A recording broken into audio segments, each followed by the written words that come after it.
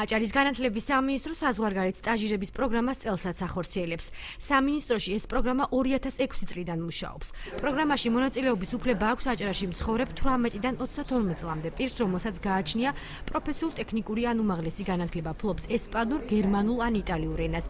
ინგლისური ენის ცოდნა საკმარისი არ არის და ის დამხმარე ენად ითვლება. ფრანგული, ესპანური, იტალიური, გერმანული და ასევე ინგლისური. მხოლოდ ინგლისური ენა, როგორც სამუშაო ენა, გამომდინარე იქედან, რომ პროგრამაში მონაწილე რეგიონები, ანუ ქვეყნებია ესპანეთი, იტალია, საფრანგეთი, გერმანია, ცხადი ისინი თავიანთ სახელმწიფო ენას მოითხოვენ. ანუ ინგლისური როგორც დამატებით და ნაკლებია ამ მხრივ შანსი. სტაჟირების ხანგრძლივობა 3-დან 7 თვემდეა და მთლიანად დაფინანსებულია მიმღები რეგიონის მიერ.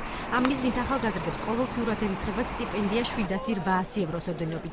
სტაჟირება იწყება უცხოენის 4-კვირიანი ინტენსიური კურსით, რომლის ღირებულებასაც ასევე ფარავს მასპინძელი რეგიონი. პროგრამის ფარგლებში შეირჩება 15 ახალგაზრდა. განათლების სამინისტრო კი სტაჟიორს ერთჯერადი სტიპენდიის სახით ურიცხავს 950 ლარს, სულ ბიუჯეტიდან 35400 ლარია გამოყოფილი. ეს არის პროფესიული სტაჟირება უცხოეთის კერძო და სახელმწიფო სტრუქტურებში. და ეს არ არის თეორიული სწავლება.